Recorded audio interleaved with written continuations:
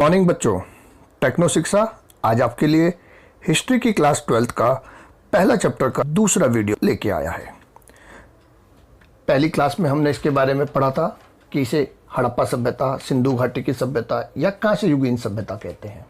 हमने पढ़ा था इसका टाइम पीरियड 2600 ईसा पूर्व से 1900 ईसा पूर्व BCE के बारे में आपको बताया गया था। इसकी खोज के बारे में आपको बताया था, इसकी खोज और इसका फैलाव कहाँ कहाँ है वो सब हमने पिछली क्लास में पढ़ लिया था। हड़प्पा सभ्यता की विशेषताएं वो भी हमने देखी थी। ठीक है, तो उसके बाद अब आज हम क्लास शुरू करते हैं। जिसने पिछला वीडियो ना देखा हो तो पहले फर्स्ट वीडियो देखें, फिर इस सेकंड वीडियो पे आए तो ज़्यादा अच्छा रहेगा। चलिए शुरू करते हैं सेकंड क्लास। कहता है ईंटें, मनके तथा अस्थियाँ, हड़प्पा सभ्यता। इस सभ्यता में मेन दो जो आपके शहर के बारे में आपकी बुक में बताया गया है, वो जो दो शहर हैं वो है हड़प्पा और मोहनजोदड़ो। आप देख सकते हैं ये भारत का नक्शा है आपका। इसमें भारत से इधर ये पाकिस्तान है, इधर अफगानिस्तान। तो ये हड़प्पा और मोहनजोदड़ो दोनों के दोनों जो आपके स्थल है ये कहाँ है वर्तमान में? ये पाकिस्तान में स्थित है। क्लियर है? देखिए आपने दोनों की लोकेशन। ओके, चलिए अब आगे चलते हैं हम। ये आपके अन्य स्थल के हड़प्पन स्थल है वो दिखाए गए हैं। मैंने आपको बताया था भारत के उत्तर पश्चिमी भाग में स्थित है। इसका आकार बताया था त्रिभुजाकार, सब पिछली क्लास में हम कर चुके हैं। ये इसके स्थल देखिए आपको दिखाई देंगे, लोथल गुजरात, धोलावीरा, कालीबंगन, हड़प्पा, ठीक है, गुमला, मेहरगढ़, ये सारे के सारे कोट दीजिए इसमें दिखाई दे रहे हैं। आप इन्हें देखें और इन्हें नक्शे में भरने का प्रयास जरूर करें। ठीक है, आप इन्हें जूम करके एक बार देखें और इनके स्क्रीनशॉट लेके आप आगे करने की कोशिश करें। चलिए आगे के बाद इसके बाद आता है आपका कि ये किन किन राज्यों में देखो ये फैली हुई है। मैंने कहा ये जम्मू, पंजाब, हरियाणा, उत्तर प्रदेश, राजस्थान, गुजरात, महाराष्ट्र, सिंध, बलूचिस्तान, ठीक है, सारे एरियाज में दिखा रखे हैं। आप देख सकते हैं ये इसके स्थल जहां जहां फैले थे। अब आज की क्लास हम शुरू करते हैं। इसमें पहला टॉपिक आता है एग्रीकल्चरल टेक्नोलॉजीज, कृषि प्रौद्योगिकी। मैंने वही टॉपिक्स लिए हैं जो आपकी NCERT की बुक्स में टॉपिक्स हैं, क्योंकि आपका पूरा पेपर NCERT से ही आना है। मैं कहता हूं NCERT को आप अच्छी तरह क्लियर करें अगर आपको 12th में बेस्ट स्कोर लाना है। ठीक है, तो कहता है एग्रीकल्चरल टेक्नोलॉजीज, इसमें बताता है हल, जुताई, बीज, औजार और सिंचाई के बारे में। ठीक है, तो हम सबसे पहले हल यानी प्लो के बारे में देखते हैं। कहता है लकड़ी के हल का प्रयोग किया जाता था। ठीक है, चोलिस्तान और बनावली, बनावली का है हरियाणा में, कह रहा है से मिट्टी के हल का प्रतिरूप प्राप्त हुआ है। प्रतिरूप मतलब उसकी कॉपी यानी मॉडल। ओके, जैसे एक बड़ा घर, उसका घर का एक मॉडल बना के देते हैं तो मॉडल। तो कहता है चोलिस्तान और बनावली हरियाणा से मिट्टी के हल का प्रतिरूप प्राप्त हुआ है। चोलिस्तान कहाँ है? कहता है चोलिस्तान जो है पाकिस्तानी पंजाब और भारत के सिंध के आसपास फैला हुआ रेगिस्तानी व अर्ध रेगिस्तानी क्षेत्र, वो चोलिस्तान कहलाता है। ठीक है, ये एरिया जो हमने नक्शे में देखा था ना अभी, ये आप देखेंगे ये सारा का सारा शुष्क एरिया में आता है, अर्ध शुष्क एरिया में ये काउंट होता है। आप देखें इधर की तरफ आप जाओगे, देखो धीरे धीरे इधर क्या है, इधर पहाड़ियाँ ही पहाड़ियाँ हैं, चट्टाने ही चट्टाने, सूखी चट्टाने। हमारे इधर हरे पहाड़ है फिर भी, ठीक है, नॉर्थ की तरफ, पर इधर क्या है, सूखी चट्टाने। अफगानिस्तान वगैरह से आगे सऊदी वगैरह में क्या है, सब रेती रेत, ठीक है, सूखी चट्टाने। अफगानिस्तान वैसे भी चट्टानी इलाका है। हम आते हैं चोलिस्तान। ठीक है, इसके बाद हमने कहा जुताई, कालीबंगन कहाँ है? राजस्थान। कहता है यहाँ से जुते हुए खेत के साक्ष्य मिले हैं। ओके, यहाँ पर एक बुल का भी एक स्टैचू मिला है, तो टेराकोटा बुल आपको मैंने ये आपके NCERT से ही पिक्चर आपके लिया गया है। कहता है खेत में हल रेखाओं के दो समूह एक दूसरे को समकोण पर काटते हुए दिखाई देते हैं। इसमें हल की ऐसी रेखाएं दिखाई जा रही है, ऐसे करके ये खेती करते थे। इसको देखें, ये आपने ऐसे ये ऐसे समकोण पर काट रहा है, कोण पर काट रहे हैं। इससे हम कहते हैं कि ये यहाँ पर एक बार में दो फसल उगाते थे, एक को इधर को और एक को इधर को। इससे हम पता लगाते हैं कि एक साथ दो फसलें उगाई जाती थी। और हल रेखाएं कैसी है? मैंने कहा एक दूसरे को समकोण पर काटती हुई। चलिए आगे आते हैं। ये कहता है औजार, हम एग्रीकल्चरल टेक्नोलॉजीज देख रहे हैं। मैंने कहा हल, जुताई, औजार। देखिए ये औजार आप कहता है लकड़ी के हत्थों में बिठाए गए पत्थर के फलक। ठीक है, लकड़ी का एक हत्था बना दिया, आप देख सकते हैं लकड़ी का एक हत्था बना दिया, उसमें एक पत्थर फंसा दिया ऐसे, तो इससे क्या बना दिया हमने? ये औजार। ठीक है, लकड़ी के हत्थे में एक बिठा दिया पत्थर का फलक। कहता है धातु के औजारों का भी प्रयोग किया गया है, धातु के औजारों का भी प्रयोग किया गया, हड्डियों के भी औजारों का प्रयोग किया गया। हड्डी के भी कुछ औजार हैं, वो मैंने आपको यहाँ पिक्चर लगाई है, देखिए जरा, ये हड्डियों से बनाए गए हैं, ठीक है ना, हड्डियों को बिल्कुल पहना करके हड्डियों के भी औजार ये प्रयोग में लाए गए हैं। कह रहा है ध्यान देने योग्य तथ्य, इस समय तक लोगों को लोहे का ज्ञान नहीं था। लोहे का ज्ञान कब हुआ? इसके बाद जो वैदिक सभ्यता आई, मैंने कहा उस समय लोगों को लोहे की जानकारी हुई। तो सिंधु घाटी सभ्यता के लोग किस धातु से परिचित थे? तांबा। सबसे पहले कौन सी धातु खोजी गई थी? तांबा, ठीक है, मैंने बताया था तांबे से इन्होंने बनाया था कांसा, ठीक है, तांबा और टीन को जब हम मिलाते हैं तो बनता है कांसा, कांसा मिश्र धातु, ठीक है। टूल्स हो गए इनके। ये टूल्स के बाद हम देखते हैं सिंचाई।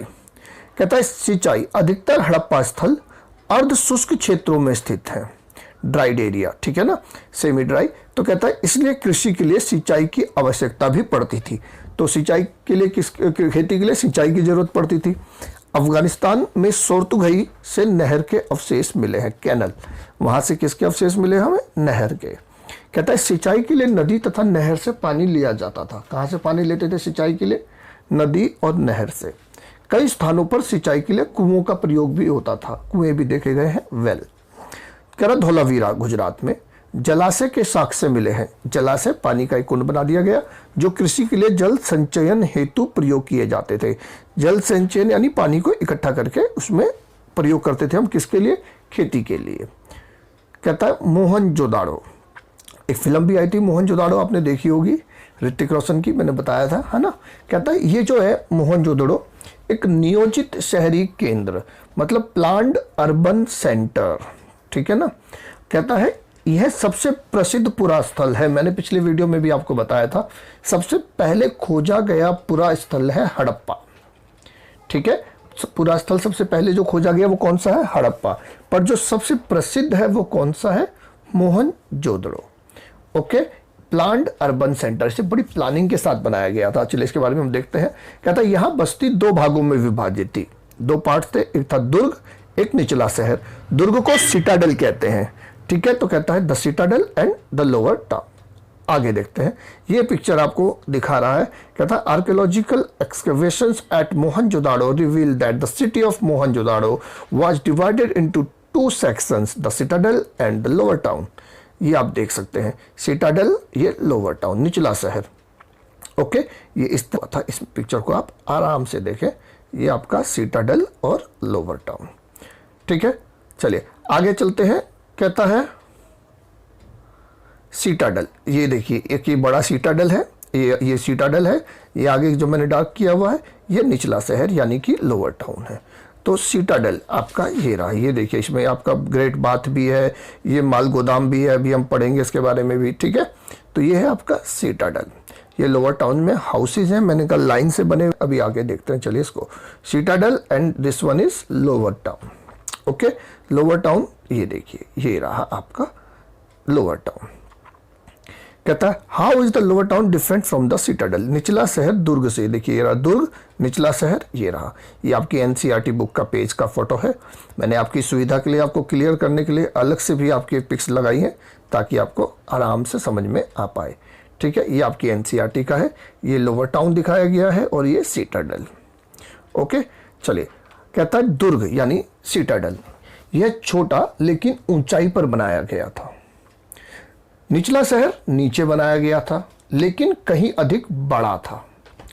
ओके, दुर्ग की ऊंचाई का कारण क्या था? यहाँ की संरचनाएं कच्ची ईंटों के चबूतरे पर बनाई गई थी। दुर्ग की घेराबंदी कर इसे निचले शहर से अलग किया गया था।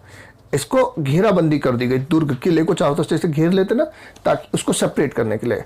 और उसके बाहर निचला शहर यानी कि ये था आपका जो लोअर टाउन। ओके, दुर्ग पर बनी संरचनाएं विशिष्ट कार्य या विशिष्ट सार्वजनिक प्रयोजनों के लिए प्रयोग की जाती थी। जो दुर्ग पर जो संरचनाएं बनी हुई थी, स्ट्रक्चर्स जो बने हुए थे, स्पेसिफिक वर्क के लिए बने हुए थे। जो सोशल हमारे वर्क होते थे ना, जैसे कि सामूहिक स्नान होता है हमारे यहाँ, इस तरह के जो भी सामूहिक काम होता था, कोई सामूहिक पूजा हो रही है या पूरे इलाके के लिए जो माल गोदाम है, तो सभी तरह के सामूहिक प्रयोजनों के लिए बनाए गए थे दुर्ग की संरचनाएं। जबकि निचला शहर रेजिडेंशियल कॉम्प्लेक्स था, आवासीय परिसर था। लोअर टाउन क्या था? Residential complex. कहता है यहाँ ईंटें भी यहाँ का एक विशिष्ट लक्षण है, नियोजन यानी प्लानिंग के साथ करा गया था। यह पकी हुई थी, ठीक है, पकी नहीं, ये पकी है एक्चुअली। तो कह रहा है यह पकी हुई थी, चाहे धूप में या भट्टी में, किसी भी तरह से पका देते थे, पर ये पकी हुई ईंटें प्रयोग करते थे। एक निश्चित अनुपात 4:2:1 के अनुपात में ये हमें मिली है। इनकी लंबाई, चौड़ाई, ऊंचाई का अनुपात है 4:2:1, यानी लंबाई चौड़ाई की दुगनी और चौड़ाई ऊंचाई की दुगनी। ओके, कहता है सभी हड़प्पा बस्तियों में इसी प्रकार की ईंटें प्रयोग में लाई गई थी। खास बात यह है कि जितनी भी हड़प्पा की बस्तियां हैं सभी में, ठीक है, तो सभी हड़प्पा बस्तियों में इसी प्रकार की ईंटें प्रयोग में लाई गई है, जो कि इस निश्चित अनुपात में है। कहता है नालों का निर्माण, लेइंग आउट ड्रेन्स, जो ड्रेनेज सिस्टम है यहाँ का, इसकी सबसे खास बात पूरी हड़प्पा मोहनजोदड़ो में एक स्पेशल इसकी बात, इसका ड्रेनेज सिस्टम भी था। नियोजित जल निकास प्रणाली, नियोजित मीन्स प्लान्ड, सबसे अनूठी विशेषता कह रहा है इसकी। सड़कें और नालियां एक ग्रिड पद्धति में बनाई गई थी। ग्रिड पद्धति, जो मैंने कहा ग्रिड कैसे ग्रिड कैसे होता है, ऐसे ऐसे देखिए, ये देखिए ऐसे, ये ग्रिड बन गया, ऐसे जाल, ठीक है, समकोण पर काट रहा है, ऐसे आप देखें, ये ऐसे इधर आपके घर बनाए गए, इधर गली दोनों तरफ घर बनेंगे, इधर भी हवा इधर भी हवा, तो सफाई अच्छी होती थी, हवा चलती थी, चौड़ी गलियां थी, चौड़ी सड़कें थी, तो हवा चलती थी, अपने आप साफ हो जाती थी। अगर गलियां ऐसे ऐसे होंगी तो सफाई नहीं हो पाएगी, गलियां ऐसे ऐसे काट रही हैं उल्टी सीधी, जैसे आजकल कच्ची कॉलोनियों में आपने देखा है, तो वो गंदगी ज़्यादा रहेगी। कहता ग्रिड पद्धति पे बनाई गई थी, तो वो बिल्कुल क्या थी, साफ रहती थी इसकी वजह से। ठीक है, चले आगे, चलिए आगे देखते हैं। कहता है नाली, देखो slabs of stones covering the drains, जो ड्रेन हमारा है, ये जो नालियां हैं स्टोन्स से ढक दी गई है, स्लैब्स बना के स्टोन्स के उनसे ढक दी गई है। ठीक है, इस हड़प्पा सभ्यता की एक खास बात मोहनजोदड़ो में हम पढ़ रहे हैं। कह रहा मोहनजोदड़ो की एक नाली और इसके विशाल प्रवेश द्वार को देखिए। ये मोहनजोदड़ो की एक नाली दिख रही है, आप देखिए इसका आदमी से भी ऊंची, इसके अंदर एक आदमी, ठीक है, कितनी चौड़ी नालियां हैं आप देख सकते हैं, तो जिससे साफ रहती थी। मैंने कहा जो नालियां थी बड़े नाले में मिलती थी, इतनी ये खुली बड़ी नालियां आपको दिखाई दे रही है। कहता है drain in Mohenjodaro, notice the huge opening of the drain, कितना यहाँ पे चौड़ा है। ठीक है, ये आपके एनसीईआरटी किताब का ही पेज है। कहता है गृह स्थापत्य, गृह स्थापत्य मीन्स डोमेस्टिक आर्किटेक्चर। निचले शहर में आवासीय भवन थे, मैंने कहा था रेजिडेंशियल थे। अधिकतर घरों में एक आंगन होता था और उसके चारों ओर कमरे बने होते थे। आंगन खाना बनाने और कताई करने, ये कताई का काम, कताई है, कटाई नहीं है, ध्यान रखना, कताई करने जैसे गतिविधियों का केंद्र था। देखिए मैं आपको दिखा देता हूँ, ये मोहनजोदड़ो में एक आवास का घर बनाया हुआ, एक आवास का चित्रण है। ठीक है, इसका देखिए आप, इसको आप देख के समझ सकते हैं। ये घर, ये सबसे बीच में इसका आंगन, ठीक है, आंगन, और इसके बाहर, चलिए मैं आपको और क्लियर वाली पिक दिखाता हूँ इसकी। ये मैंने ये वाली देखिए, ये इसका सेंट्रल कोर्टयार्ड यानी इसके चारों ओर बने हुए हैं कमरे। ठीक है, हाँ जी, इसके चारों ओर बने हुए हैं कमरे, ये देखिए। ठीक है, ये इसका एंट्रेंस है, अगर आप इधर देखें ध्यान से, ये इसका एंट्रेंस है। मैंने कहा अभी आप इसमें पढ़ेंगे, इसके घर के दरवाजे से अंदर दिखाई देते थे, कोई अंदर तार बनाया हुआ था, तो जो गेट पे से अंदर का दिखाई नहीं देता था।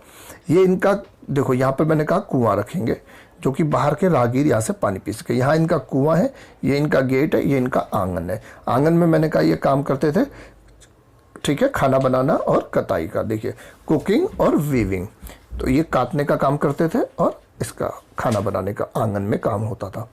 ठीक है, चलिए आगे देखते हैं। आंगन खाना बनाने और कताई करने जैसी गतिविधियों का केंद्र था। आगे देखो जी, यह वीडियो इसमें आगे आते हैं। कह रहे यहाँ का एक रोचक पहलू एकांतता को महत्व, यानी प्राइवेसी को बहुत इंपॉर्टेंस देते थे।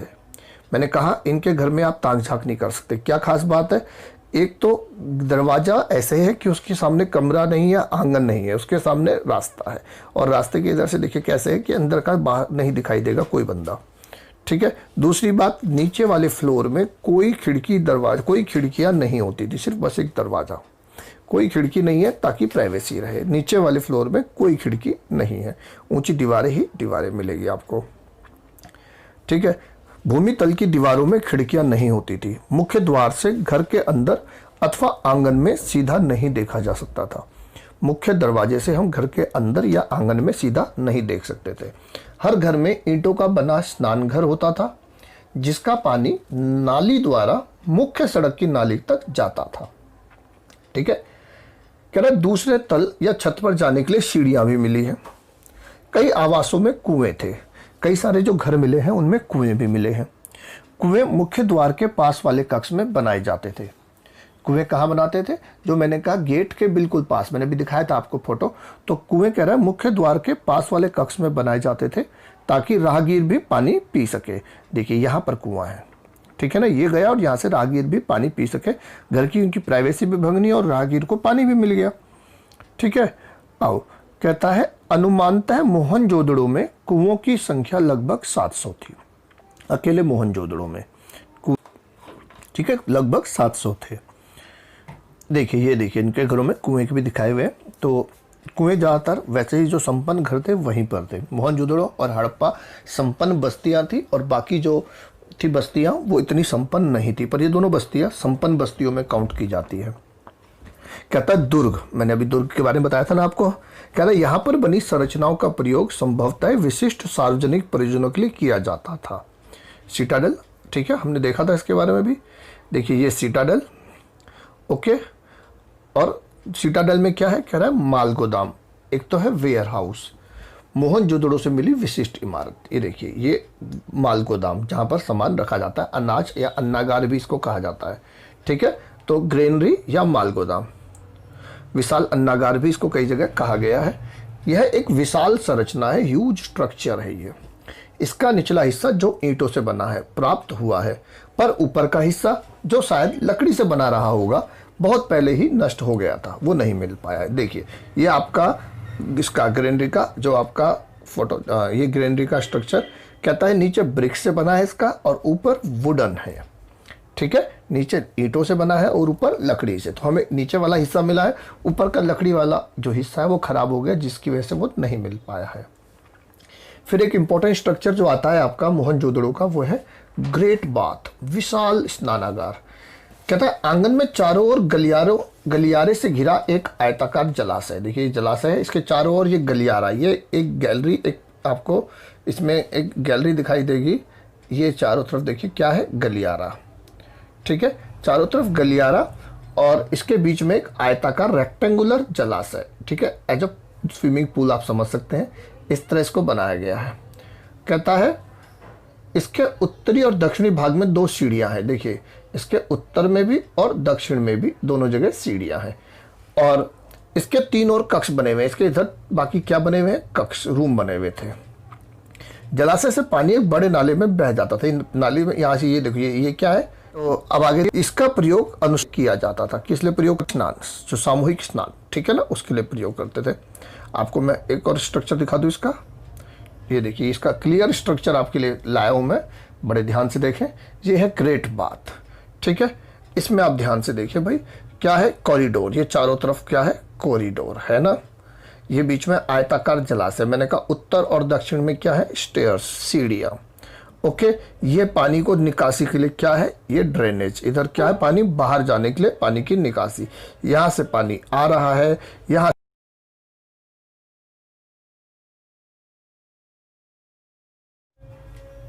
ठीक है। तो यहाँ से पानी मैंने कहा आ रहा है और यहाँ से पानी वापस जा रहा है। ये इसका पूरा स्ट्रक्चर आप देख सकते हैं। ये ड्रेनेज, ये यहाँ से पानी अंदर आ रहा है। कोई तकलीफ यहाँ तक? ठीक है, चलें फिर आगे, चलिए आगे चलते हैं। ये कहता है ये जो आपका ग्रेट बाथ है, ठीक है, इस ग्रेट बाथरूम में ये दिखा रहा है 7 मीटर चौड़ा, 12 मीटर लंबा और 3 मीटर गहरा। इसमें इसका माप भी आपको दिया हुआ है। ऐसे ही चारों तरफ कमरे बने हुए हैं, इस तरफ से 2 तरफ से सीढ़ियाँ हैं, इधर से पानी आएगा, इधर से पानी चला जाएगा, ठीक है। आए इधर से पानी नीचे नीचे से आ रहा है, इधर से पानी बाहर को जाने का ड्रेनेज बना हुआ है। अंदर आने के लिए पानी के लिए ही कुआं लगा बना हुआ है बाहर, जिस कुएं से पानी अंदर इस पूल में जाता है। ठीक है, इधर के रास्ते ये कुएं से पानी अंदर के रास्ते इधर पूल में पहुंचता है, नीचे ही नीचे, और ऐसे ही इधर से वापस चला जाता है। और नॉर्थ और साउथ में स्टेयर्स है, देखिए ये स्टेयर्स आपको नज़र आ रही हैं इधर। ओके, तो इस तरह आप इसको समझ सकते हैं। देखिए बाहर मैंने कहा ये क्या है, ये कुआं जिससे पानी अंदर स्नानागार यानी ग्रेट बाथ के लिए पहुंच रहा है। ठीक है, आगे देखते हैं। ये देखिए कोरबेल्ट ड्रेन, जो पानी आ रहा है वो पानी बाहर इस नाली के थ्रू चला जा रहा है। कितना अच्छा इनका सिस्टम है। उस समय भी आज से 4500 साल पहले मैंने कहा ये सारा इनका ड्रेनेज से लेकर हर चीज़ की क्वालिटी आप देखिए इन्होंने बना के रखी थी। ठीक है, आगे आते हैं। सामाजिक भिन्नताओं का अवलोकन, ये टॉपिक है आपका आपकी बुक में ही, सामाजिक भिन्नताओं का अवलोकन यानी ट्रैकिंग सोशल डिफरेंसेस। इसमें कहता है समाज में लोगों की अलग अलग आर्थिक रूप से, सामाजिक रूप से, ठीक है, बड़े ही उनमें भिन्नताएं होती है। कोई अमीर है, कोई गरीब है, कोई मध्यम वर्गीय परिवार से है, हर व्यक्ति का स्टेटस अलग है। तो उसको ये कह रहा है ट्रैक करने के लिए कि उनका हम अवलोकन करते हैं। तो ये बताता है, इसके लिए इसने 2 तरीके से प्रयोग करे गए हैं। एक है समाधान मतलब ब्यूरियल्स, ठीक है, बरियल्स, और ये कहता है विलासिता की वस्तुओं की खोज। विलासिता यानी लग्जरीज की, तो लुकिंग फॉर लग्जरीज। लग्जरी आदमी कब देखेगा, जब उसकी यूजेस पूरे हो जाएंगे, उसके बाद लग्जरी में देखेगा। ठीक है, 2 चीज़ों से कहता है ये पता लगा रखा है इस चैप्टर में कि उनकी सामाजिक भिन्नताएं थी। उनके शवों को देख के कि वो सबको किस प्रकार दफना रहे थे, उनके साथ क्या दफना रहे थे, उनका स्टेटस बता रहा है सोशल। ठीक है ना, क्या है, चलिए शुरू करते हैं। सबसे पहले समाधान यानी बरियल्स। समाधान समाज में रहने वाले लोगों के बीच सामाजिक और आर्थिक भिन्नताओं का पता लगाने के लिए एक विधि यूज की गई है। इसमें कहता है यहाँ आमतौर पर शवों को गर्तों में दफनाया गया था। ठीक है, यहाँ आमतौर पर शवों को क्या किया जाता, दफनाया जाता था। आगे आप पढ़ेंगे कुछ जगह जलाने के भी मिले हैं और कुछ जगह बाहर फेंकने के भी मिले हैं, खुले में छोड़ दिया जाता था। आपकी जो 12th की बुक है इसमें आप सिर्फ दफनाने के बारे में बताया गया है। ठीक है, तो हम यहीं पे चलते हैं। कहता है यहाँ आमतौर पर शवों को गर्तों में यानी गड्ढों में दफनाया गया था। समाधान, गर्त की बनावट सब जगह एक जैसी नहीं है, हर जगह अलग तरह का गर्त दिखाई देता है। कुछ में ईंटों की चिनाई की गई है।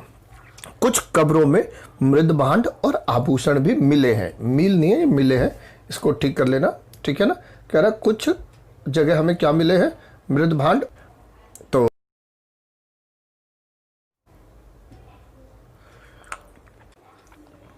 कहता है कब्रों में मृद भांड और आभूषण मिले हैं, जिससे हम सोच रहे हैं कि ये लोग या तो परलोक या पुनर्जन्म में विश्वास करते रहे होंगे। इनको परलोक मतलब इस मृत्यु के बाद भी कुछ इनको करना है, इसके लिए इनको बर्तन भी चाहिए, इनको घर का सामान वगैरह भी रख दिया था। इनका जो जो प्रिय सामान है सब रख दो भैया। या तो पुनर्जन्म में विश्वास करते होंगे कि दूसरा जन्म होगा तभी इनके बर्तन काम आएंगे, तो इन्होंने इनकी कब्रों के साथ मृद भांड, आभूषण आदि भी रखे हुए हैं। ठीक है, आगे आते हैं।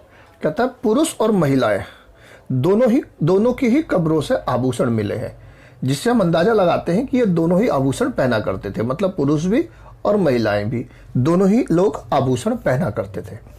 कुछ जगह तांबे के दर्पणों के साथ दफनाया गया है। एक जगह मिला है, कुछ जगह तांबे के दर्पण भी साथ में दफनाए गए हैं। तांबे का दर्पण, ये देखिए, ये रहा एक तांबे का दर्पण जो आपकी बुक में इसका पिक्चर है। ये एक कॉपर मिरर, ठीक है ना, एक तांबे का दर्पण। तो कह रहा है तांबे के दर्पण के साथ दफनाया गया। एक जगह शंख के 3 छल्लों, जैस्पर के मनके और सैकड़ों की संख्या में सूक्ष्म मनकों से बना एक आभूषण, यानी कि कोई रिच पर्सन रहा होगा। ठीक है ना, कहता है हड़प्पा सभ्यता के निवासी मृतकों के साथ बहुमूल्य वस्तुएं दफनाने में विश्वास नहीं करते थे। कुछ जगह मिले, परंतु जो जनरली हमने देखा है कि ये मृतकों के साथ बहुमूल्य वस्तुएं दफनाने में विश्वास नहीं करते थे। लोग अपनी सामाजिक स्थिति के अनुसार ही वस्तुएं दफनाते थे। ऐसा है कि यहाँ पे मैंने कहा बहुमूल्य वस्तुएं ज़्यादा दफनाने में विश्वास नहीं करते थे। जिसकी जैसी हैसियत होती थी अपने स्टेटस के अकॉर्डिंग लोग वस्तुएं दफनाते थे। जो लोग संपन्न थे वे कब्र में धातुएं या महंगे मनके दफनाते थे। आम आदमी जिनके पास कम था वो हड्डियों या मिट्टी के मनके प्रयोग करते रहे होंगे। ठीक है, तो अपने अपने अकॉर्डिंग ही दफनाते थे। ऐसा नहीं है कि बहुमूल्य ही दफनाना है। ये तांबे का दर्पण कई जगह से मिला है कि मरने के बाद भी उन्हें दर्पण की जरूरत। ठीक है, अब कहता है मिस्र के पिरामिड देखिए, कहता है मिस्र के विशाल पिरामिड हड़प्पा सभ्यता के समकालीन थे। जो मिस्र में बड़े बड़े पिरामिड मिले हैं वो हड़प्पा सभ्यता के समकालीन मतलब कंटेम्पररी ही है, इजिप्ट मिस्र। कहता है ये अधिकांशतः राजकीय समाधान थे। जो मिस्र में मिले हैं ये हैं राजकीय मतलब राजाओं के शव। यहाँ बड़ी मात्रा में धन संपत्ति दफनाई गई थी, पर इंडिया में हड़प्पा में मोहनजोदड़ो में ऐसा नहीं था। ठीक है, आगे आते हैं विलासिता की वस्तुओं की खोज। मैंने कहा एक हमने देखा सोशल, हमने उनका स्टेटस देखने के लिए समाधान, दूसरा है लुकिंग फॉर लग्जरीज।